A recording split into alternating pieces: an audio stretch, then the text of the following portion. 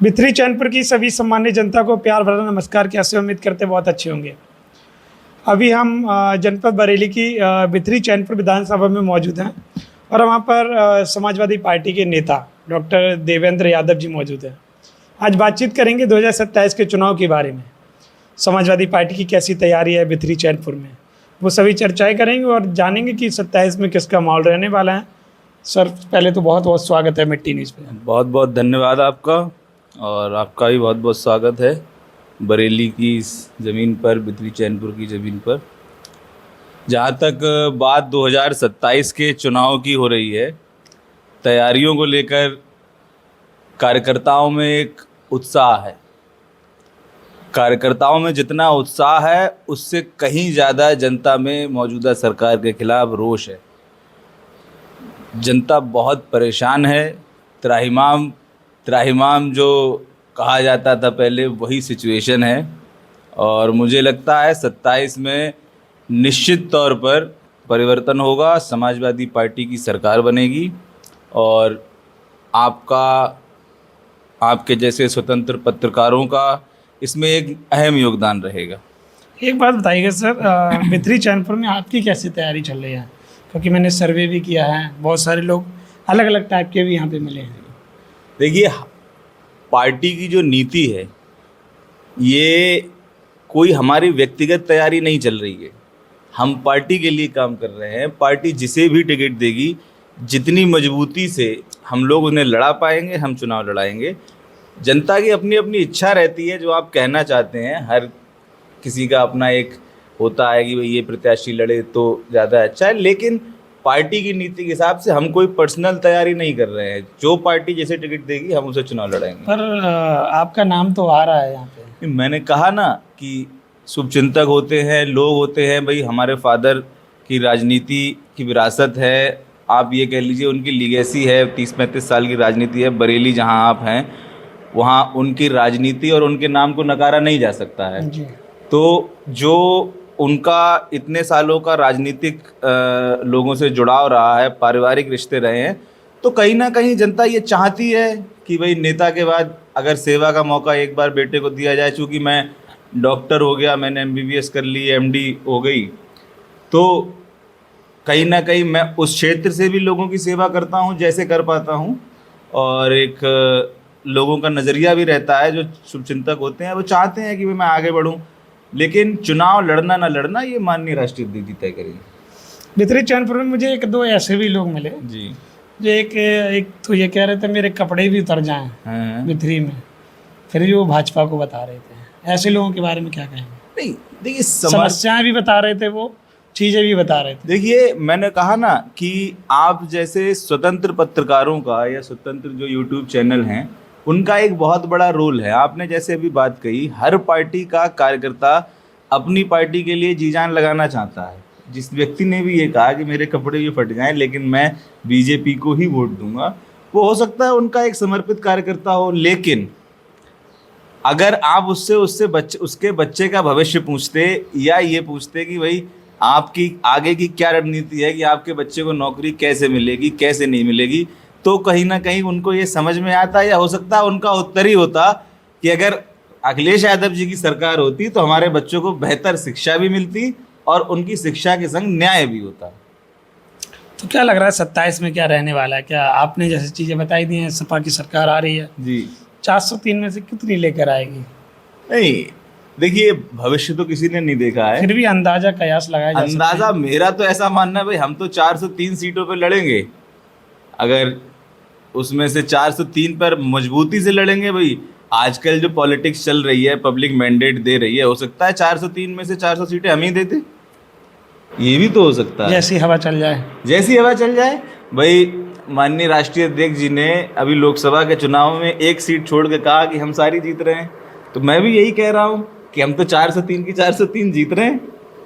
मुकाबला बहुत टक्कर का है और समाजवादी पार्टी पूरी तरीके से तैयार है भारतीय जनता पार्टी को इस बार उत्तर प्रदेश से खदेड़ने के लिए। कि ये कोई बहुत बड़ी बात नहीं होगी कि 403 में से 400, 350 या 300 सीटें एक पार्टी हमारी लेके चली है, क्योंकि हर सीट पर नेक टू नेक फाइट है और हम लोग एक एज एक्स्ट्रा ही हैं। हम लोगों के पास, क्योंकि पब्लिक जो इतने 10 सालों से परेशान है उत्तर प्रदेश में, कहीं ना कहीं एक डर का माहौल है, और जब बहुत ज़्यादा डरा दिया जाता है किसी को तो फिर वो विद्रोह करता है। तो मेरा ऐसा मानना है कि 2027 में हर सीट पर बहुत अच्छी लड़ाई देखने को मिलेगी और समाजवादी पार्टी की सीटें बहुत अच्छी तरीके से आएंगी। अच्छा, पीडीए के बारे में क्या कहना चाह रहे हैं? पीडीए पिछड़ा दलित अल्पसंख्यक, और यहाँ पर बात करी जाए तो मैंने यहाँ के कैबिनेट मंत्री जी से बात की, धर्मपाल जी से, वो पीडीए को कुछ और ही बता रहे हैं। वो कह रहे हैं पी से पीटेंगे, डी से डकैती और ए से अपहरण। उन्होंने ऐसा कहा है मेरे इंटरव्यू में। देखिए, वो कई बार के विधायक हैं, मिनिस्टर हैं, उम्र में बहुत सीनियर हो गए हैं, अब शायद उनकी 75 भी क्रॉस कर गए होंगे शायद, मुझे अभी एग्जैक्ट नहीं पता है। तो बुजुर्ग हैं, हमारे बड़े हैं, लेकिन उन्होंने जो परिभाषा दी है वो पूरी तरीके से गलत है। भाई अभी वो मंत्री हैं, पशुधन मंत्री, और आप ये देखिए कि उन्हीं की विधानसभा में गौशालाओं की क्या स्थिति है। आप अगर ग्राउंड रिपोर्टिंग करेंगे, गौशालाओं पे जाएंगे, ये सवाल आपको उनसे पूछना भी चाहिए था जी। मैंने पूछा, लेकिन आपने ये खुद देखा है ना जमीन पे जाके कि मैंने गौशालाओं लोगों की से स्थिति पूछा क्या है, है, जनता से पूछा है। तो उन्हें जो मंत्रालय दिया गया है कम से कम वो अपनी विधानसभा में उस चीज़ को फॉलो कर लें। जो मंत्रालय उन्हें मिला है उसको अपनी विधानसभा में ही सही से वो कर लें, है ना। तो किसी की फुल फॉर्म बिगाड़ देने से, या जो आपने कहा उन्होंने जो, देखिए पीडीए पिछड़ा दलित अल्पसंख्यक सिर्फ पिछड़ा दलित अल्पसंख्यक नहीं है। हमारे राष्ट्रीय अध्यक्ष ने जो दबे कुचले लोग थे, जो शोषित थे, वंचित थे, उन सबको इकट्ठा होकर एक आवाज़ और एक नारा दिया, वो है पीडीए का। ये शुरू जरूर हुआ था, जिसे कहा गया पिछड़ा दलित अल्पसंख्यक, लेकिन इसमें सिर्फ पिछड़ा दलित अल्पसंख्यक नहीं है। अब ये इतना बड़ा आंदोलन है कि जो भी पीड़ित है, चाहे वो किसी समाज का हो, जो भी पीड़ित है वो पीडीए है। कोई जो भी पीड़ित है वो पीडीए है, वो पीडीए है, जो भी पीड़ित है। अगर किसी की भैंस भी चोरी हो रही है तो वो भी उसी में है। जो सरकार से किसी ना किसी रूप से पीड़ित है, मतलब ऐसा मान लें, जो गरीब जनता है, जिनकी सुनवाई नहीं हो रही, जो परेशान है, जो कहीं ना कहीं जिनके जीवन में समस्या है, न्याय नहीं मिल रहा, नौकरी नहीं मिल रही, वही पीडीए परिवार है, वही पीडीए परिवार है, जिसको नौकरी नहीं मिल रही है। अब आप ये मानिए, ये अच्छी चीज़ है।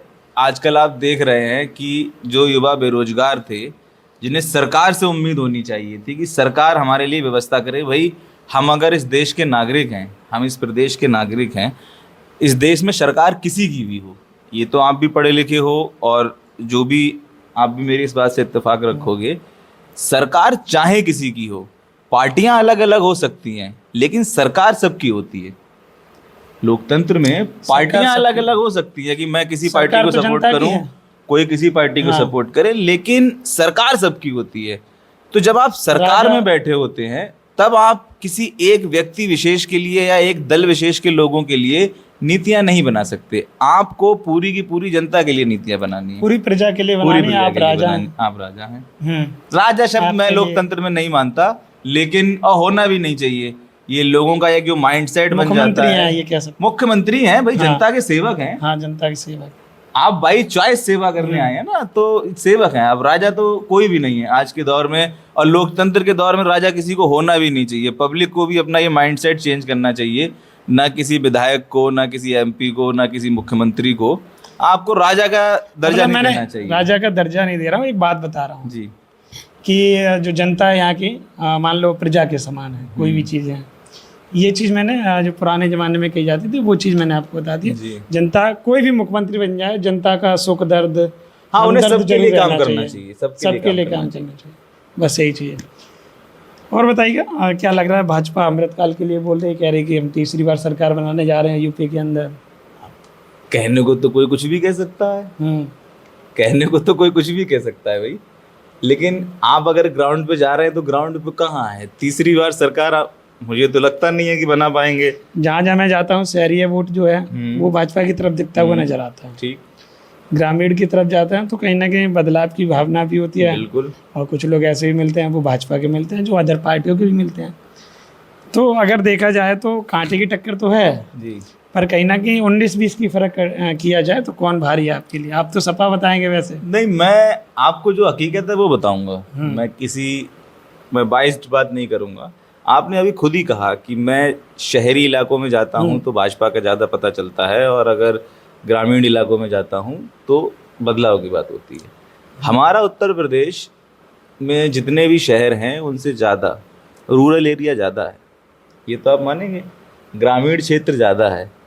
तो जब ग्रामीण क्षेत्र नाराज होगा तो बहुसंख्यक लोग नाराज होंगे, सरकार का परिवर्तन करना चाहते होंगे, तो जाहिर सी बात है परिवर्तन होगा। अगर हम आबादी और संख्या की ही बात कर लें तो ग्रामीण क्षेत्र, अगर भाई किसान हमारे देश का, हमारे प्रदेश का किसान ही तय करता है कि सत्ता सरकार किस तरफ जाएगी। अगर किसान ये मन बना लेगा, गरीब ये मन बना लेगा, ग्रामीण ये मन बना लेगा। और समाजवादी पार्टी ने हमेशा से ग्रामीणों की राजनीति की है, उनकी आवाज़ उठाई है। तो अगर उन्हें अपनी पुरानी सरकार वापस चाहिए होगी तो किसान आदमी छीन लेता है सरकार, किसान आदमी सरकार छीन लेता है। किसान सरकार बदल भी सकता है, बदल भी बना सकता है, सकते हैं। बना भी सकता है। अच्छा, एक बात और बता दीजिए, वेस्ट बंगाल में चुनाव हुआ, आसाम, पुडुचेरी, इससे पहले बिहार में हुआ, जो सब चीज़ हुई, आज आरोप प्रत्यारोप लगाए जा रहे हैं कि सरकार को छीन लिया गया, ज़बरदस्ती बना ली गई, वोट चोरी हुए, ईवीएम में धांधली की गई, तमाम चीज़ें। क्या इस चीज़ का उत्तर प्रदेश में फ़र्क पड़ेगा? क्योंकि बिहार में भी एनडीए सरकार बनी है कुछ दिन पहले। जी, देखिए, आपने जहाँ जहाँ का उदाहरण दिया, ये बात सही है कि इलेक्शन लूटा गया, तरीके अलग थे, आरोप लगाए हैं। ये आरोप मैं नहीं लगे। बोल रहा हूँ, नहीं। अखिलेश जी ने आज चीज़ें कही हैं, भाई। विपक्ष ने कहा है ये चीज़ें। अच्छा, आप एक बात बताइए, ये जो नए प्रकार की राजनीति भारतीय जनता पार्टी जो शुरू कर रही है कि अगर हमारे सांसद हरा भी दिए जाएंगे, हमें मैंडेट नहीं भी मिलेगा, तो हम दूसरी पार्टियां तोड़ के अपना मैंडेट पूरा कर लेंगे। चल रहा है ना। तो इसे आप लोकतंत्र तो नहीं मान सकते। ये लोकतंत्र, लोगों का मत नहीं था कि भारतीय जनता पार्टी बहुमत में आए, लेकिन अगर वो जबरदस्ती अपना बहुमत पूरा कर रहे हैं तो ये लोकतंत्र तो नहीं है। दूसरा, जो आपने कहा कि उत्तर प्रदेश में इसका असर पड़ेगा या नहीं पड़ेगा, देखिए, उत्तर प्रदेश बाकी प्रदेशों से, उत्तर प्रदेश का चुनाव बहुत अलग हमेशा रहा है और होता भी आया है। यहाँ समाजवादी पार्टी ने, हमारे राष्ट्रीय अध्यक्ष ने और हमारे कार्यकर्ताओं ने, अब बाकी जो प्रदेशों में चुनाव हुए हैं जिनका आपने उदाहरण दिया है, उससे और ज़्यादा हम लोग, हमारे कार्यकर्ता सतर्क हैं। यहाँ लड़ाई बूथ पे होती है। हमारा कार्यकर्ता बूथ पे मजबूत है और मजबूती के संग खड़ा है।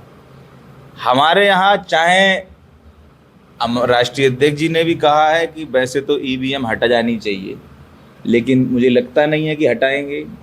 चुनाव आप जैसे चाहें वैसे कराइए, ईवीएम हटवाइए, बैलेट पेपर। आपने एक चीज़ और देखी होगी, बैलेट पेपर में जितनी भी वोटिंग हुई है इन जितने भी प्रदेशों में, वहाँ सब जगह भाजपा बुरी तरीके से आ रही है। तो ये भी तो एक पैटर्न है।